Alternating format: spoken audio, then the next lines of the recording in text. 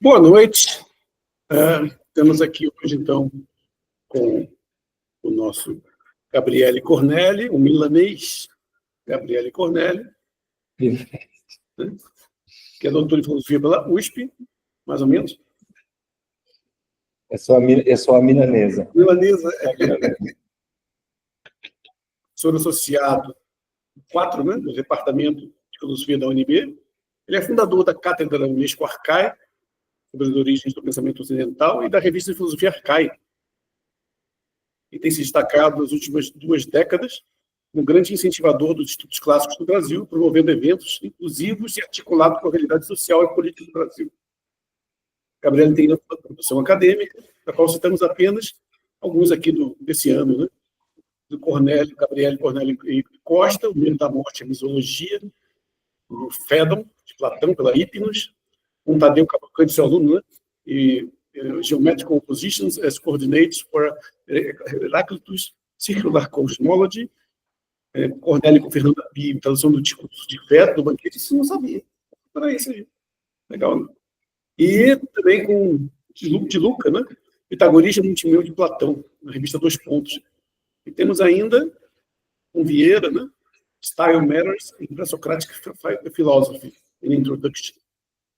Caro Gabriel, agradecemos sua vinda à Universidade Federal do Espírito Santo, te convidamos para ministrar sua conferência intitulada A Escolha de um Discípulo, Ética e Comédia no Mito de Herder. A palavra é sua. Deixa eu te passar aqui. Muito obrigado, Aldo, primeiramente pelo convite. Aldo, vocês não sabem, mas tem muita sorte, porque o Aldo é um dos grandes especialistas que a gente tem no Brasil, e eu tive o prazer muito obrigado, de encontrá-lo na vida, de poder aproveitar. Como é que faz para subir? Aproveitar bem do conhecimento dele, da parceria ao longo já de muitos anos, e a vinda dele para o Espírito Santo certamente tem sido muito importante para o departamento aqui. Quero também agradecer a presença do Antônio, que não pude ouvir mais cedo. Muito obrigado, Antônio, por estar aqui. Então, vamos falar de República, mais precisamente de um mito no final da República, que é o mito de Herder. Ontem foi o Dia Mundial de Filosofia da Unesco. Não sei se vocês celebraram isso, mas é um dia que a Unesco, a gente tem uma cátedra Unesco lá na UNB, que a Unesco cria todo ano, na terceira quinta-feira do mês de novembro, para lembrar da importância da filosofia. Eu achei que era legal a gente lembrar também disso, né? Um pouco fazer. E aquilo que eu vou mostrar hoje é uma maneira de fazer filosofia, que é aquela de Platão, que a gente esquece e relembra o tempo inteiro ao longo da história, e que tem a ver com o mito. O que a gente faz com o mito? O Aldo me falou que vocês estão estudando o mito, né? Então, por isso que eu quis trazer essa discussão. Então, a República é, sem dúvida, né, a República de Platão, a obra-prima do grande mestre de filosofia que é Platão, e que está exatamente por esse motivo, por ter sido essa obra-prima, ela foi muito estudada, interpretada, vários investimentos teóricos partem dela, né, e se multiplica a importância da República ao longo de toda a história da filosofia. Certamente é um dos lugares de maior desacordo também entre os filósofos, né? Tem gente que vai puxando Platão de um lado, lembra, por exemplo, do Popper, que dizia que Platão era um fascista, por exemplo, né? Ou de uma leitura que, ao contrário, mostra que Platão não era um fascista, né? Mas tem algo que eu acho que ainda é pouco explorado, ou melhor, vamos dizer assim, talvez valeria a pena explorar mais, que essa enorme quantidade da República de mitos, de imagens, de metáforas. Vocês lembram certamente de uma, mais famosa, que é o mito da caverna, né? Mas tem muitos outros, tem navios, tem anéis que se perdem, tem gente morta no subsolo, tem, né? Enfim, a República ela tem uma beleza literária que tem a ver com as histórias, imagens e os mitos que ela conta, que eu queria um pouco recuperar muito pequena, de maneira muito assim, simples com vocês hoje, né? Eu acho que, no fundo, a grande questão que eu queria discutir com vocês é que a gente não consegue fazer filosofia sem a literatura. E na literatura eu incluo, obviamente, os mitos, mas também outras formas de... Né?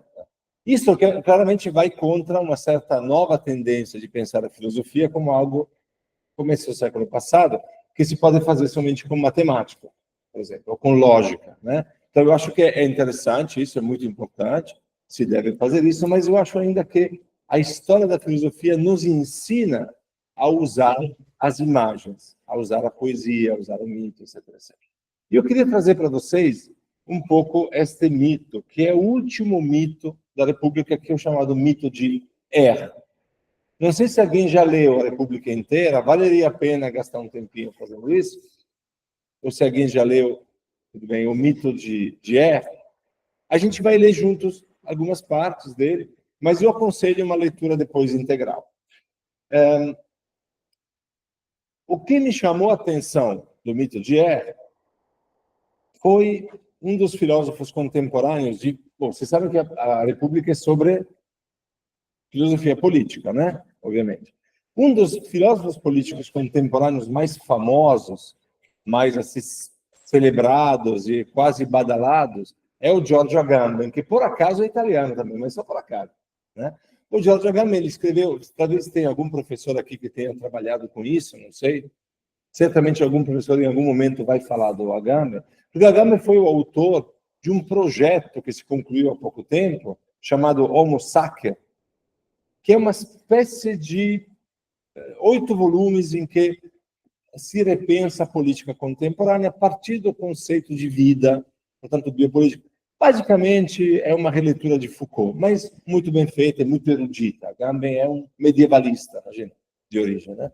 Vou contar uma piada. Quando Agamben esteve na USP, a convite do Safátulo e de toda aquela patota lá do pessoal, ele chegou e fez, em 2006, eu estava lá, ele fez uma conferência sobre teologia medieval.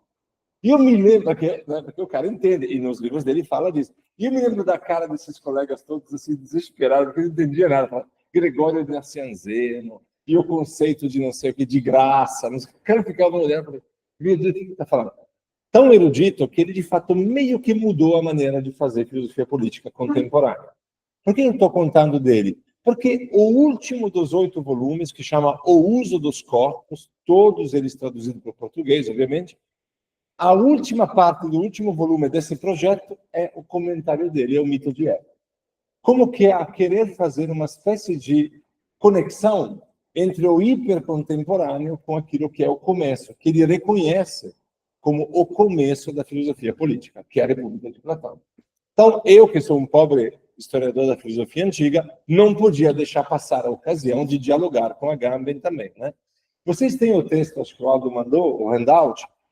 Agamben, ele fala o seguinte: no final da República, Platão narra o mito de Er, o Pânfilo, que, morto em batalha, inesperadamente volta à vida quando o seu corpo já estava lá deitado na pira, queimando. O relato que ele faz da viagem de sua alma para um certo lugar demoníaco, onde assiste ao juízo das almas, o espetáculo da sua própria reencarnação, é uma das visões mais extraordinárias, diz Agamben, do além, comparável por vivacidade e riqueza à Néquia da Odisseia, que é quando Odisseu vai descer ao mundo dos mortos, lá no livro 10, 11 da Odisseia, e a comédia, a Divina Comédia do Dante Alighieri, que também vocês sabem que o Dante desce, né? Eu acho que nessa pequeno resumo do Agamben tem aquilo que eu quero discutir com vocês. Nós estamos na frente de um texto que não é um texto qualquer, entende? O Agamben diz, é tipo a Odisseia, é tipo a Divina Comédia. Estamos na frente de uma obra de arte, portanto, né? E a gente tem obra de arte na filosofia. A filosofia não é só chatice. Tem gente que escreveu coisas maravilhosas. O problema é que este mito de Er é tão visionário e tão complexo que ele desafia um pouco a nossa capacidade de compreensão, né?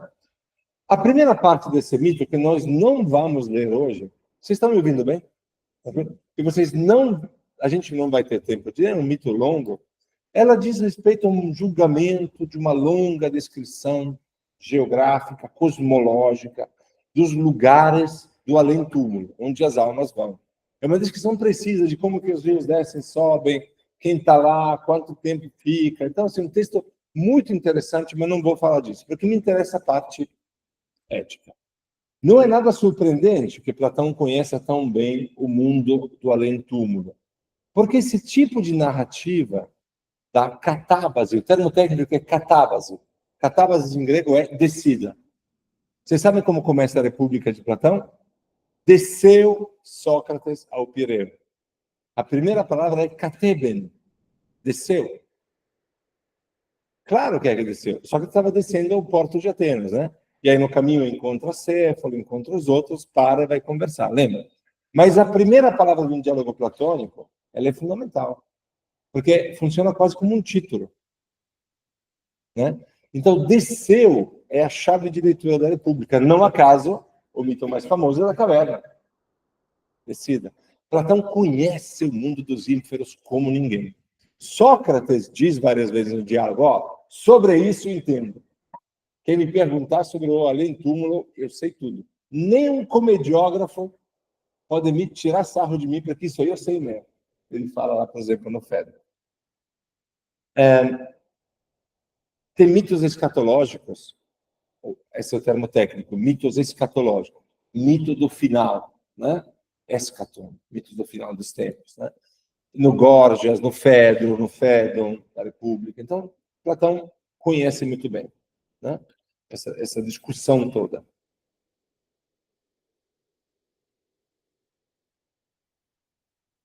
Dessa descrição que a gente não vai ler, eu quero destacar pelo menos uma coisa, que a geografia do mundo dos mortos e a geografia do mundo dos vivos, a nossa, ela é coordenada perfeitamente. Basicamente, para a gente se entender, é o seguinte: Odisseu, ou Ulisses, né? Vocês querem chamar, quando ele vai lá para o mundo dos mortos, como é que ele faz? Ele pega um navio dele, vai até o final do mundo, porque a Terra é plana, vocês sabem, né? Eu acho que 50% da população acredita nisso. Então, assim, a Terra é plana, ele chega no final, quando chega no final, entra no mundo dos mortos. Há, de fato, uma continuidade geográfica. A descrição do mundo dos mortos é contínua. Não tem uma quebra geográfica ou cosmológica. Isso é importante, porque eu vou dizer depois que não há também uma quebra ética entre esse mundo e o mundo dos mortos. Quebra, uma ruptura, entende? É um contínuo geográfico, ok? Então, se você quer ir no mundo dos mortos, vai para lá, um dia você chega. Não tem uma quebra, não é um outro mundo, é o mesmo mundo em que nós estamos. Por isso que Odisseu, Dante também, eles quando vão, eles vão e chegam lá, né? E eu acho que, uma vez que a gente inventou que a Terra é redonda, não consegue nunca chegar, porque vai dando círculos, né? A Terra tinha que ter plano, né?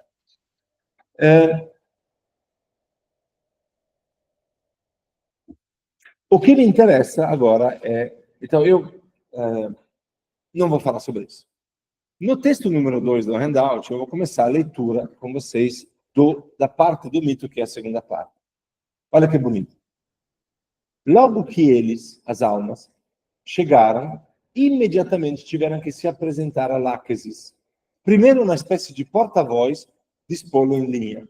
A tradução é de um dos meus alunos de doutorado, que é português. Eu orientei lá em Coimbra. Então, eu gosto da tradução dele, mas ele tem alguma coisa um pouco de português de Portugal que pode incomodar. Façam de o Rodolfo. Depois de ter tirado lotes e modelos de vida dos joelhos da necessidade, subiu a um palanque alto e disse: palavra da donzela Láquesis, filha da necessidade, almas efêmeras, início de outro ciclo da mortalidade para a espécie mortal. Não vos caberá em sorte um daimon. Antes serão vocês a escolher um daimon. Que imagem maravilhosa. A necessidade é a deusa Ananke, que é sempre sentada. Não tem pressa a necessidade, né? Está sempre sentada. A Láquesis, que é a filha dela, que é a assistente dela, vai lá, pega do colo dela vidas, biografias da próxima vida, e distribui. Diz assim, ó, estão aqui as vidas. Aqui não tem sorte.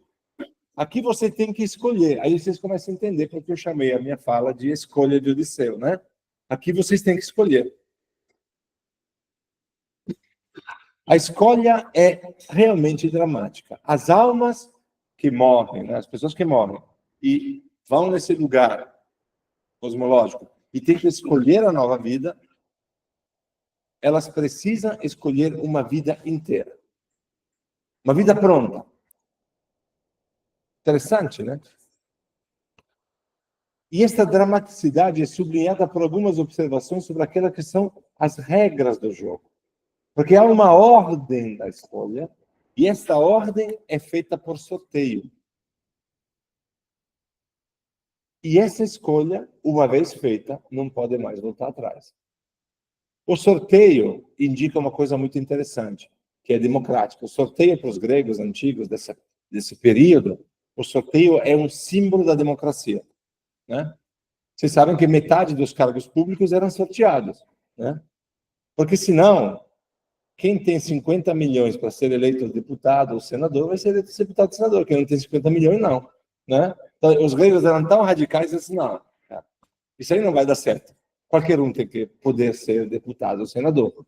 Então, sorteava. Então, quando no mito aqui de Platão, a gente tem a palavra sorteio, está falando de democracia. Está falando que o mundo dos mortos funciona com alguns dispositivos democráticos. É o texto número 3. O primeiro a ser sorteado será o primeiro a escolher a vida a que ficará vinculado necessariamente. A virtude não tem dono. Cada um a possuirá em maior ou menor parte, conforme a respeitar ou a desrespeitar. A responsabilidade da escolha é de quem escolhe. A divindade é inimputável. Isso é maravilhoso, né? Deus não tem nada a ver com isso. É você que tem que escolher. O drama dessa escolha não poderia ser mais tragicamente decisivo. Nem sequer você pode reclamar depois que Deus te deu uma vida errada, né? Depende exclusivamente de você. Aqui, as almas se jogam tudo e sabem disso. Estão no momento crucial do ciclo das existências de vida, morte e vida. Não podemos errar, né? E aí você sente exatamente essa ideia da tragédia. Porque o que é a tragédia grega antiga? É basicamente as pessoas fazendo, peço desculpa, só quero ver se vocês estão acordados, um monte de merda, né? Errando sempre. Agamemnon que mata a filha, a Medeia que mata os filhos, né? Então, assim, a tragédia é a representação da merda que as pessoas fazem, e é uma merda que as pessoas fazem, e param de falar palavrão, porque é assim mesmo a vida, cara. Você não consegue acertar, né? Tem os deuses atrapalhados, mas no fundo é a tragédia da vida, né? E essa tragédia está aqui. Platão era tragediógrafo. Platão, antes de encontrar Sócrates, ia ser tragediógrafo, né? Platão conhece a literatura trágica. E para que essa questão vire ainda mais trágica, e é o texto número 4, a escolha é feita na frente de uma gama enorme de paradigmas, de modelos de vida. Logo em seguida, colocou no chão à frente deles modelos de vida em número muito maior do que as pessoas presentes. Olha o cuidado. Você tem escolha, tá? Eram de todos os tipos, vida de todos os animais, vidas humanas, havia tiranias, algumas duradouras, outras aniquiladas a meio, terminava em pobreza, exílio e indigência. Havia também vidas de homens famosos, uns na aparência, não só pela beleza, como também por uma diferenciada capacidade física. Outras na estirpe, na virtude dos antepassados. A vida de homens, bem como de mulheres, que pelos mesmos critérios eram reprováveis. Mas a disposição da alma não era implantada, porque a alma necessariamente se torna diferente conforme a vida que escolheu. Todo o resto, riqueza, pobreza, doença, saúde, estava misturado.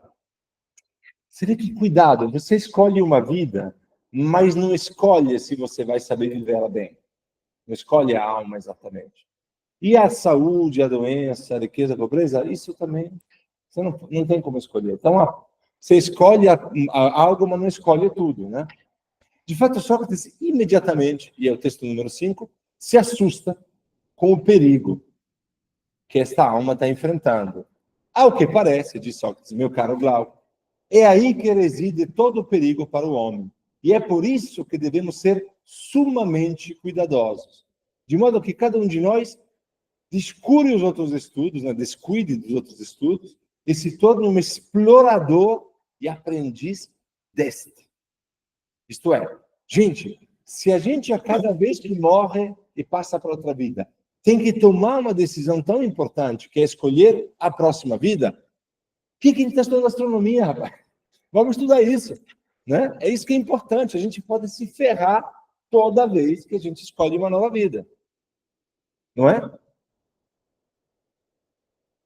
Uma prova dessa tensão dramática da narrativa é o fato exatamente que ela precisa ser interrompida por Sócrates, que criam excursos que alguns autores chamaram de uma teoria combinatória da escolha moral, que é o texto número 6. É um texto muito grande, mas eu vou resumir para vocês.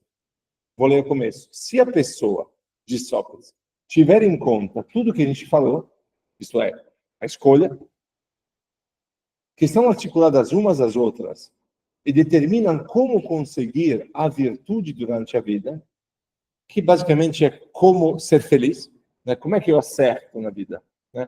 Como é que eu tenho a virtude certa para não errar?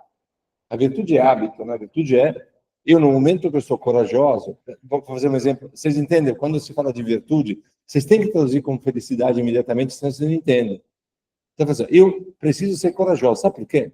Mas sempre corajoso. Porque na hora que eu preciso que a minha família seja defendida, eu preciso ser corajoso naquele instante. Se eu não fui corajoso a vida inteira, meu irmão, você não vai conseguir. Você tem que ser corajoso sempre, porque na hora que você precisa ser realmente corajoso, se você não treinou a coragem em tudo, naquela hora você vai ser covarde. E a sua vida, ó. Entendeu? Então, assim, quando eu falo assim, quando é que a gente vai ter uma vida virtuosa?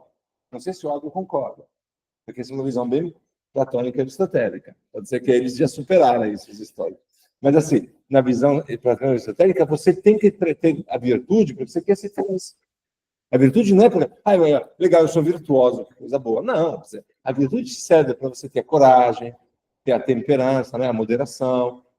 Se você não é moderado nunca, o dia que você precisar ser moderado para salvar os teus amigos, você não vai ser. Então, essa é um pouco a lógica, né? Então, o que diz aqui? Como conseguir a virtude durante a vida? Significa como conseguir uma vida boa, uma vida feliz. Saberá o que resultaria de bom e de mal se misturar a beleza com a pobreza, a riqueza, uma certa disposição da alma, misturando um berço nobre com humilde, a vida privada, etc, etc. É necessário que se encaminhe para o Hades, né? Aliás, vocês viram aquela série no Netflix, Caos com K? É maravilhosa, fala exatamente disso, assistam. É uma escritora grega inglesa, britânica. É maravilhosa. Caos com K. É sobre exatamente o mundo dos mortos. Só que atualizado, digamos assim, como se fosse hoje na ilha de Creta. Eu achei muito boa. Eu li críticas também muito boas. Não sou um especialista, mas vale a pena. O Zeus é maravilhosa, por exemplo. Zeus, Dionísio, são assim, fantásticos. São atores muito bons. Ok. O pico teorético aqui das mecânicas da escolha moral, né, sublinha essa seriedade dessa coisa. Né? O que está em jogo não é uma coisa simples, é a própria felicidade. Nesta vida e em todas as vidas que se seguem, Sócrates. Né? Isto é, a gente tem que acertar nessa vida, mas também nos próximos. Né? Mas, apesar desse drama todo, dessa tragédia toda, quando começa a narrativa das almas que escolhem, a descrição começa a dar tudo errado. E se instala algo que, na literatura, nós chamamos de um anticlímax. Né? Você está esperando as almas todas enfileiradas, todas conscientes, etc., e começa a acontecer um caos terrível. A primeira alma que tem a chance, lembra, sorteio, de escolher, acaba por escolher, por exemplo, a vida de um tirano. E o texto número 7. O primeiro a ser sorteado, logo se precipitou a escolher a maior das tiranias. Por insensatez e ganância, não teve em suficiente consideração o que estava imbricado na escolha, e descuidou que o destino lhe reservava comer os próprios filhos, além de outros males. Ele não leu a biografia inteira. Ele falou assim, opa, tirano, isso que eu quero. Olha a observação de Platão. Desculpa, de Sócrates, mas é Platão, né? Se flagelava e se lamentava pela escolha por não ter se atido às recomendações do porta-voz, né? Do cara que falava sobre como tinha que fazer. Não atribuía a si a responsabilidade dos males, mas ao acaso, aos daimones, ao Lula, a qualquer outra coisa que não a si mesmo. Ele era um dos que... né? Whataboutism, os americanos chamam, né? E é isso. A culpa é do outro, sempre. Ele era um dos que chegavam do céu e dos que tinham vivido na existência anterior numa cidade organizada, numa cidade boa. Para Platão, que sabe que você só vai ser feliz numa comunidade organizada que te permite ser feliz, por isso que a cidade é importante. Lembra, as letras grandes, as letras pequenas, né? Então, assim, o Platão sabe muito bem que não dá para ser feliz sozinho. Então, eu preciso de uma cidade organizada, uma cidade justa, para eu poder ser justo, né? Esse cara vinha de uma vida boa, de uma cidade maravilhosa. Como é que ele escolheu uma tirania? Tinha participado da virtude pelo hábito e não pela filosofia. Não tinha interiorizado isso, né? Ele veio de uma família boa, veio de uma comunidade boa, de uma cidade boa, de um país bom, mas não tinha interiorizado. Na primeira ocasião, ele escolhe a vida de um tirano, né? E o fato de essa vida incluir a antropofagia, ele vai, né, nessa vida vai comer os filhos, é a marca definitiva de quão terrível foi essa escolha, eu diria, né? É horrorosa, né? Horrorosa. E, obviamente, a culpa não é dele, né? Mas Lácteos falou no começo, você não pode voltar atrás e Deus é inimputável. É você que está escolhendo, né? Eu vou pular o texto número 8, porque tem a ver com uma discussão que eu fiz no texto que vai sair agora para o Oxford, que é sobre a questão de por que isso é uma comédia, né? E eu vou agora na narração mesmo, que é o texto número 9. A maioria escolhia de acordo com os hábitos da vida anterior. E esse é um segredo da história fantástico, né? Platão está dizendo, a maioria das pessoas, quando vai lá, das almas, vai escolher, ela vai escolher a partir da própria experiência, da própria história. O que falta na história de Platão, que tem em quase todos os outros mitos? Falta o lete, falta o esquecimento. Esquecimento coisa nenhuma. Eu não esqueço nada. Por que eu não esqueço nada? Vocês vão perceber. Porque essa é uma mecânica da vida moral. Se eu esqueço, né? Disse que viu a alma, né? Disse né, que está contando, que viu a alma que antes fora de Orfeu. Escolher uma vida de cisne, por ódio ao gênero feminino. Pelo fato de ter sido morto por elas. Não queria encarnar como mulher. Orfeu é uma história que um dia a gente tem que contar direito. Você contou que ele foi comido vivo pelas mulheres, né? Orfeu não é o cara que vai lá, faz de tudo para salvar a mulher. A história está mal contada. Né? A gente vai ter que contar bem isso. Por que as mulheres odeiam tanto Orfeu, né? Eu acho que a história dele buscar a mulher dele não está bem contada. Tem alguma coisa aí que foi errada. A alma de Tamiras escolheu a vida de um roxinol, de um passarinho. Um cisne que quer mudar para a vida humana. E também outros animais musicais que queriam fazer a mesma coisa. A alma que estava a ser sorteada em 20º lugar, né, escolheu a vida de um leão. Era Ajax de Télamo, que é o grande herói homérico, né? Que furtava ser homem porque se lembrava do julgamento das armas. Ajax estava bravo porque ele tinha roubado as armas dele. ele virou misântropo. Né? Enquanto Orfeu é misógino, ele é misântropo. A mesma coisa Agamemnon, né? O grande herói também. Né? Por ódio da espécie humana, a causa do que sofrera, mudou para a vida de águia. Alma de Atalanta, que foi sorteada numa posição intermédia, tipo, ela caiu no sorteio no meio, se era sem alma, caiu lá pelo número 50. Né?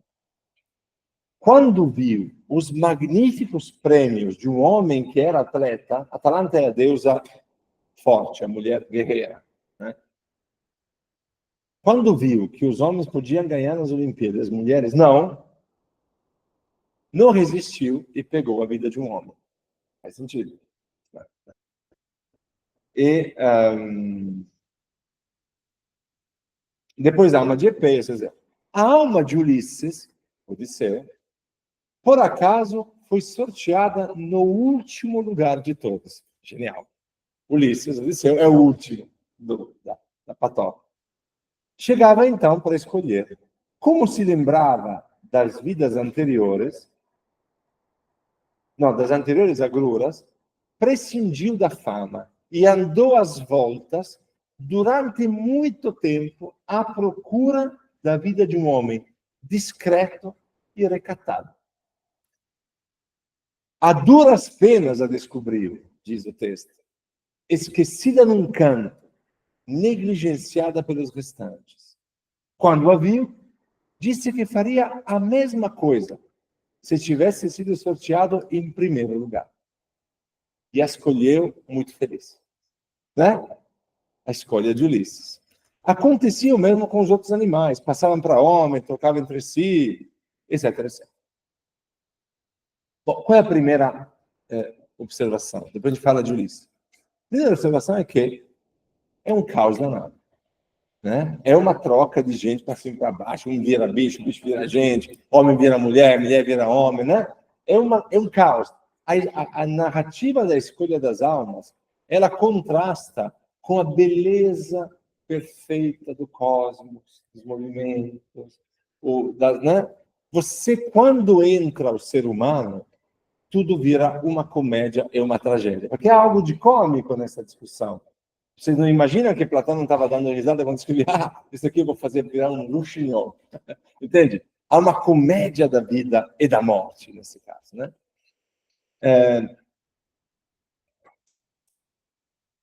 Tem uma economia. Cada uma dessas personagens, a gente não vai poder olhar uma por uma, mas cada uma delas tem um motivo para estar lá. Orfeu está lá por um motivo, Tamira está lá por um motivo. São todas personagens que, de certa maneira, representam tipos. O violento, o filho da mãe. Né? Tem um jogo aí que a gente pode detectar, de que Platão vai colocando algumas pessoas de maneira mais precisa, né? Mais assim, organizada. Em resumo, o que R está olhando, está presenciando, são duas escolhas muito interessantes. Uma é a mudança de sexo, que não é muito óbvia, eu diria. A mudança de sexo é algo que você encontra muito na comédia grega. Né? É algo que, em teoria, deveria ser cômico. Então, por exemplo, temos Atalanta e Epeia. Atalanta é uma virgem caçadora, que ela não quer se casar, é virgem no sentido que não quer se casar, então ela vai escolher a vida de um homem, de maneira que ela não precisa se casar. E a mesma coisa é Epeio, né, que vai na direção oposta. Ele é um cara que tem algumas questões aí de... Ele participou da construção do cavalo de Troia, né? Então se desentende com os homens e ele quer virar mulher. Né? É interessante essa ideia, né? Essa ideia trans que tem na ideia da reencarnação. Né? Muito interessante. O que me interessa, obviamente, é Odisseu. A escolha dele rompe de improviso a sequência de escolhas diversamente ridículas ou muito estranhas. Né? Misântropas, misóginas, trans, né? Não digo que ser trans é estranho, mas para aquela época trans era estranho, né? Era algo que nós hoje estamos tranquilos com isso. Os motivos trágicos e a exploração da psicologia moral da personagem emergem de uma maneira completamente diferente. Né? Primeiramente, a sua escolha é dita depender dos sofrimentos anteriores. Então, ele lembra de quanto sofreu por ser o grande herói homérico, o cara que demorou 20 anos para voltar para casa, porque todo mundo queria um pedaço dele. Vou resumir assim. Podia resumir a Odisseia de maneira menos simpática. A Odisseia dizendo que o cara demorou 20 anos para voltar para a mulher dele, saiu para comprar um cigarro e por 20 anos ficou andando. E no meio ele encontrou várias mulheres, inclusive homens, porcos, né? Mas assim, sendo generoso com Odisseu, eu diria que ele de fato, por ser tão importante, todo mundo foi tirando um pedaço dele e demorou 20 anos para voltar para casa, né? Então assim, esse é o sofrimento ao qual ele está se referindo. E aí, né? Muito diferentemente da maioria das almas, ele não parece ter pressa para escolher. Interessante isso. Então, não, pelo amor de Deus. Não vou fazer isso. Não quero ser isso. Com calma, vai olhando. Demora bastante. E acaba por cavar, quase literalmente, num cantinho, uma vida que havia sido desprezada por todos. Porque uma vida de gente humilde, de gente baixa, né?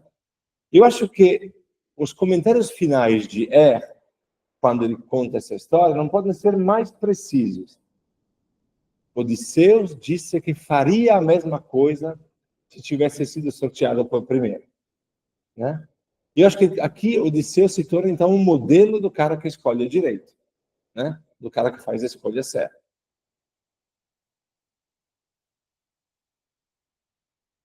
De fato, define essa escolha humana uma grande, né? O termo que ele usa em grego é meignomy, que é mistura, né? Todo tipo de mistura, né?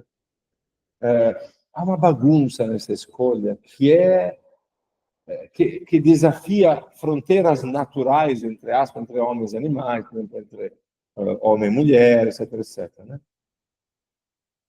Não que eu acredite que existem essas fronteiras, né? Mas estou dizendo aquelas que as pessoas achavam que eram fronteiras naturais. Então, há, de fato, um forte um investimento muito grande na narrativa, essa ideia de uma bagunça, de algo que está fora do lugar. Até chegar ao Odisseu. Odisseu acalma a narrativa. Com calma, ele vai escolher a vida de um camponês pobre. É isso que tem que fazer. E todo mundo fala, tá bom, agora eu entendi. Né? É interessante, eu acho, se vocês me permitem, eu tenho dialogado, especialmente no 11 e no 13, com a Julia Armas, que é uma grande historiadora da filosofia antiga americana, uma pessoa de fato muito importante, e que, quando comentou no seu famoso An Introduction to Plato Republic, né, clássico, da introdução de Arthur Platão, quando ela tem que falar do mito, ela não consegue. Tadinha, ela fala assim, no texto número 11, o mito de Er é um choque doloroso. Sua vulgaridade parece nos empurrar para baixo do nível de Céfalo, que é o interlocutor com que Sócrates começa a República. Isto é, para o ponto em que você leva a justiça a sério somente no momento em que começa a pensar no fogo do inferno. A Julianas olha para o mito de Er e fala assim, a gente tentou, Platão está tentando a República inteira dizendo que não é para ter medo do inferno, e agora ele me bota essa coisa vulgar. Eu conheço a Julianas. Sabe aquela senhora muito tranquila, muito... Né? Eu imagino ela olhando e pensando, um choque doloroso, painful shock. Não imagino isso. Qual é o problema da Julianas? Não entendeu. Simples, não entendeu. Porque não é que Platão não sabia o que estava fazendo. Não é que Platão chega no final e fala assim, vou contar uma historinha para vocês dormirem. Ou para vocês não dormirem. No caso, né? Para vocês terem medo do inferno. Né? E acho que o que ela não entendeu, e a maioria dos comentadores não tem entendido, é exatamente esse conceito da escolha. Né? Estão lendo o mito de Er como se fosse um mito qualquer, como os outros mitos da imortalidade. E tem mitos assim.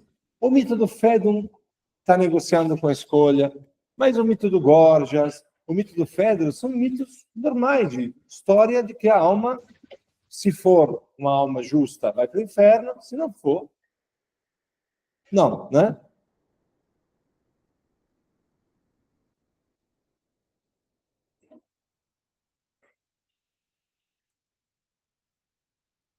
Eu acho que aqui, no mito de Er, do final de República, Platão introduz algo novo.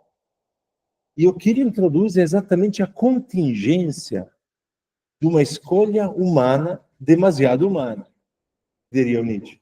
Não é? O que ele está representando não é uma escolha, não é um julgamento, propriamente. Tanto que a Juliana se dá conta no livro dela, ela é muito inteligente. Eu estou criticando um monstro, é uma pessoa maravilhosa, digo, muito grande, estou sendo até um pouco, eu quase critico os grandes colegas, me sinto sempre um pouco ridículo, mas eu faço isso no meu sentido pedagógico, de mostrar que a gente tem que entrar em diálogo, né? Ela diz justamente, nesse mesmo livro dela, clássico, de 83, imagina, né? Assim, a bem ver, não tem nem julgamento. Só que ela não percebe que esta é a questão. Não tem mesmo. Ninguém julga ninguém, vocês perceberam? A pessoa chega, não esquece a própria vida, tem a própria vida bem na frente, a vida passada, chega lá, tem uma série de vidas na frente, de biografias prontas, quase prontas, né? Ainda você tem que jogar aí algum esforço, né? E diz, esta é a vida que eu vou escolher. E essa é a escolha que determina. Cada um se julga a si mesmo. Lembra o que falava Lacaze no começo? A divindade é inimputável. Não adianta. Não tem ninguém te julgando, cara. É você. Você viveu bem, uma vida boa, você tem mais chance de escolher a próxima. A progressão da vida moral não é nesta vida, é em todas as vidas. É uma progressão moral na imortalidade da volta contínua das vidas, né? Era isso que eu queria mostrar para vocês, muito simplesmente, né? Eu acho que aqui, então, concluindo, porque o tempo já deu, concluindo, Sócrates, no fundo, né, nesse percurso que é a República de fundação filosófica de uma teoria da justiça, porque é isso, a teoria, não é prática, né? O mito de Ér no final é essencial, não é algo vulgar ou chocante, é a exata continuação disso. Porque Sócrates, tendo completamente superado, nos primeiros 9 livros de República e na primeira parte do 10º livro de República, o medo infantil, a superstição que te faz pensar que se você for mal, vai para o inferno, né? Não precisa mais se distanciar deles. Agora, Platão pode reescrever os mitos, este mito especificamente, né? Para desenhar um cenário que é um cenário humano. Ele faz aquilo que Diez, no começo do século passado, chamava de transposição, que é um conceito clássico de entender como Platão trabalha. Platão pega esses mitos, bota para dentro, transpõe, né, como um rio, né, bota para dentro da sua filosofia e esses mitos mudam completamente. Aí você vai te perguntar, mas por que Platão não escreveu então um tratado e disse claramente o que ele queria dizer? Porque senão não seria Platão, né? Não seria o grande escritor que ele é. Ele transforma, ele utiliza o mito, utiliza a imagem, aquilo que é já da vida das pessoas, reescreve, ressignifica, refaz, né?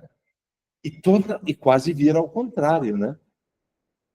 Ele pega um mito que é um mito de julgamento e torna um mito de escolha moral, em que não tem julgamento, não tem Deus, inclusive.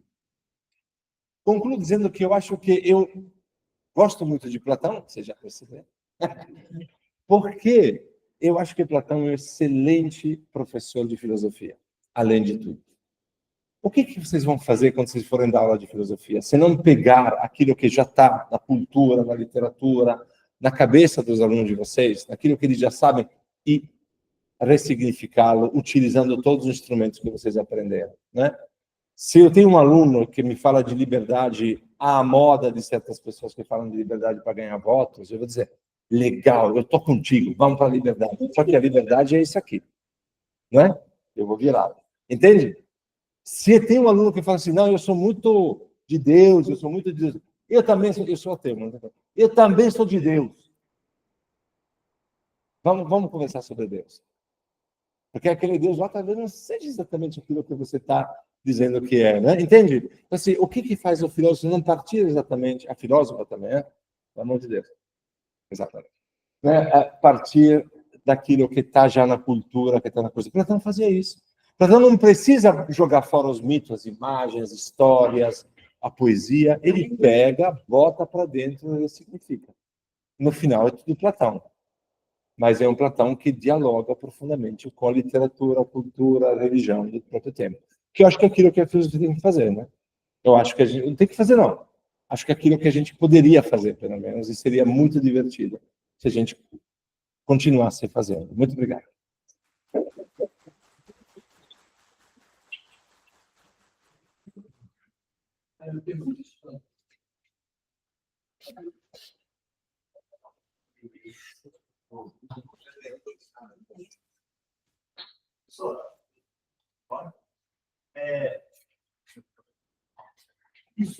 Esse mito, talvez manuais mais nos atrapalha do que tudo, né? Porque assim nos apela ao original. E também, assim, sabe, a língua, né, também importa muito também. Sim. Se alguém interpretar bem isso, eu acho que a língua é bem importante. Mas não teria a ver também com um pouco a ideia de reminiscência em Platão, essa ideia de que você, enquanto tem a oportunidade de uma nova escolha, que nem o primeiro personagem do show na rua, ele escolheu um ditador. Existe um pouco de ganância aí. Isso não mostra também um pouco quanto ele foi ganancioso em vida, e sei lá, alguma coisa do tipo, tentando explicar, ou até mesmo do conhecimento também. Porque uma coisa são, digamos assim, as virtudes e os vícios das pessoas em vida. As virtudes e os vícios. Mas me parece também que, quando ele tem a oportunidade de escolha, parece que ele se revela um pouco do que ele foi também. Tem a ver, e depois, se o senhor puder explicar, se isso também tem a ver com a questão do acesso ao conhecimento. Se nós podemos lembrar do que é realmente ideal ou não. Já que falamos também sobre essa questão do mundo ideal, do mundo das ideias. Se a gente tem acesso ao conhecimento. Sim. Não, eu acho que não. Você sabe que tem um debate, obviamente, entre os estudiosos de Platão, né? Se um ser humano, né, mesmo sendo filósofo, ele tem acesso ao conhecimento definitivo, ao justo, bom, belo, né? A minha posição, minha e de um grupo de algumas pessoas, talvez o Curbani possa ter uma ideia diferente, é que não. E para mim isso é muito importante, porque Platão está usando a hipótese das ideias, não é um mundo, não é uma teoria, é sempre uma hipótese, é uma espécie de método. E se houvesse algo que é completamente bom? O que a gente faria? Ele está usando isso exatamente para dizer que isso não é alcançável. Porque, veja, se eu digo que algo é bom, justo, mas isso não é alcançável nessa vida só quando eu estiver desencarnado, só quando eu estiver vendo lá, né, no além-túmulo, as ideias, digamos assim, diretamente. O que eu estou dizendo é que aqui, meu irmão, você não tem a justiça no bolso. Eu nunca vi nada, excluindo Beyoncé, nunca vi nada completamente belo. 100% belo. É uma piada, só para ver se vocês estão dormindo, né? Tá bom. Então, assim, eu vi quem estava dormindo. Então, assim, não é Beyoncé ou qualquer outra beleza que vocês queiram dizer. Então, assim, homem também pode, não tem problema. O que eu estou dizendo é, que é o seguinte: no momento que você não pode dizer, nesta vida, nem o filósofo, de que você tem acesso ao belo ou bom absoluto, isso significa duas coisas. Que aquilo que, por exemplo, o meu mestre Vegetti dizia, o ideal, ele te permite a autonomia daquilo que é o real. O que me garante que você não pode nunca saber o que é justo exatamente para todo mundo? Porque você não tem acesso à justiça. Então, aqui nessa vida, a gente vai ter que sentar e conversar. E aí nasce a dialética. A gente vai ter que sentar, porque ninguém tem a verdade no bolso, a justiça no bolso, o bom no bolso, né? Então, o que nos resta nessa vida, onde ninguém tem acesso 100% à verdade, é sentar e conversar. E aí nasce a filosofia. Porque se eu soubesse, imagine aquele nosso tio, que todo mundo tem na família, que sabe tudo. Esse cara, para que eu vou sentar para conversar com ele? Para que ele vai sentar para conversar comigo, entende? Se você já sabe tudo. Então, eu sou muito convencido disso. A própria ideia da possibilidade do acesso há uma verdade absoluta nessa vida, não faz nenhum sentido para Platão, porque senão acabou, tá bom para quem está 40, 50 anos fazendo filosofia, né? A questão, eu concluo, a questão da reminiscência, ela é um outro problema. Você está vendo que não tem reminiscência aqui, né? Nessa discussão, não tem lembrança de nada. A reminiscência tem a ver com a teoria epistemológica pela qual, que é uma teoria contemporânea, por exemplo, o Chomsky, ele é inatista, que tem que explicar uma coisa, o Descartes, obviamente, antes do Chomsky, mas enfim, né? Tem que explicar uma coisa esquisita, que como é que a gente conhece algo que a gente não conhece antes, né? Então, esse é um problema que Platão utiliza a imortalidade da alma, mas é completamente uma outra questão, de certa maneira. Não tem a ver com ética, isso que eu quero dizer. Mas tem a ver com um problema que Platão tem, que tem ainda, eu acho, a filosofia contemporânea, de explicar como é que eu passo de 0 conhecimento para 1. Esse de 0 para 1 de conhecimento é muito difícil de explicar. Tanto que um cara como Chomsky, que acho que está vivo ainda, né? O Chomsky, né? Ele, nos textos dele dos anos 70, 80, agora ele não está falando mais disso, ele era inatista. Não, inatismo. Então, assim, eu acho que é interessante perceber que Platão utiliza a alma imortal como um dispositivo para pensar várias coisas diferentes. Mas elas não são um contínuo, entende? Então, a ideia da imortalidade da alma dos mitos e a ideia da metempsicose, a ideia da metempsicose e a ideia da reminiscência, da amnésia, elas não vão muito juntas, né? É interessante também perceber isso, né? Pensar que o cara estava pensando sempre a mesma coisa. Não. Ele vai pegando vários dispositivos, diria Foucault, né? Várias maneiras de pensar e vai jogando ela. Desculpa, eu me estendi muito alto. Tem uma pergunta aqui do Joelson. Joelson? Não. Eu estou vendo não. Desistiu. Oi? Não, desisti não, estou aqui. Estão me ouvindo? Sim. Gabriel, eu queria fazer uma pergunta mais específica sobre a escolha de Odisseu. Dá para ouvir aí? Dá. Porque me parece que quando Odisseu escolhe a vida mais simples, vamos dizer assim, mais discreta, não é? Ele está fazendo uma escolha mais correta comparada ao caos que foram as outras escolhas. Mas se ele faz isso, nós não teríamos mais Odisseu. Ou seja, uma pessoa como Odisseu não teria lugar na cidade platônica porque ele não quer ser mais Odisseu. Qual é o lugar de uma pessoa virtuosa, né? Ou seja, a virtude que Odisseu tem, ela é cabível em uma cidade justa? Olha, excelente, Joelson, que boa pergunta. Vocês ouviram? Fala assim, mas Odisseu ele escolhe, vou repetir brevemente. Odisseu escolhe uma vida humilde, tranquila, mas isso significa que assim, não há espaço para a vida de Odisseu como algo bom, né, algo positivo, entende? Porque ele parece que ele vai ter que viver uma vida completamente diferente, né? É uma belíssima pergunta, Joelson, porque me permite primeiro falar mal de Odisseu, que eu adoro falar mal de Ulisses. Né? Ulisses foi um personagem. Vocês têm que ler a Odisseia, se vocês não leram, porque a Odisseia tem 2 textos que tem que estar na cabeceira de qualquer um que estuda qualquer coisa hoje. Bíblia Hebraica e Novo Testamento, Homero, Ilíada e Odisseia. Isso é a base da nossa cultura, gente. Mas não é porque todo mundo fala isso, é porque é verdade.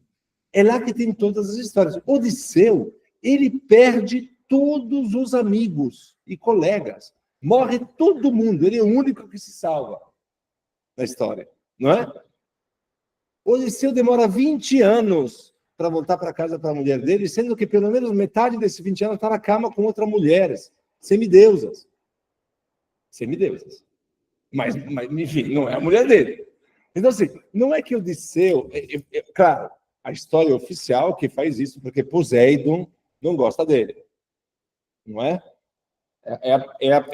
Assim, digamos assim, é a desculpa mais esfarrapada que um cara pode dar depois de 20 anos sem voltar para casa. Mas essa é a história do Homero. O que eu quero dizer é o seguinte, Odisseu não é uma personagem, mesmo na literatura antiga, na representação antiga, não é uma personagem que não é uma vida que você quer. Então é bastante normal imaginar que Odisseu quer, cara, eu quero uma outra vida, quero uma vida tranquila, pô. Fiquei 20 anos, morreram todos os meus amigos, eu quase naufraguei 3 vezes, me tive que ir para o Hades, né? Você sabe que quando o Odisseu, lá no livro 10, 11, vai para o Hades, sabe por que ele vai para o Hades, né? Vai encontrar Tiresias, o grande adivinho. E o que ele pergunta para Tiresias? Se a mulher dele, se ele era corno ou não. Melhor aí, Odisseu. Cara. Não, claro que não, obviamente, né? Pelo amor de Deus. Olha, só falta... Penélope é a única pessoa decente na história toda. Né? Não, mas tô brincando. Por que eu estou dizendo isso? Eu estou brincando porque, assim, é uma vida horrorosa, Odisseu, entende?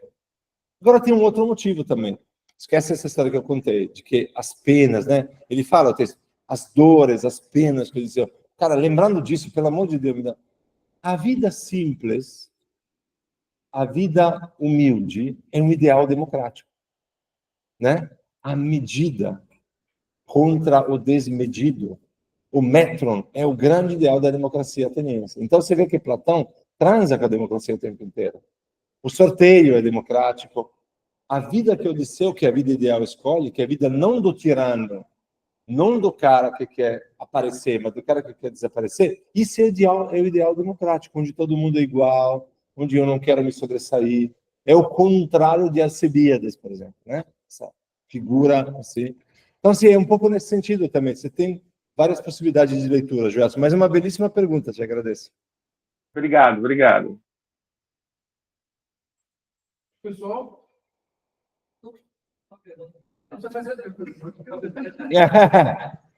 Sim, sim. desculpe interromper.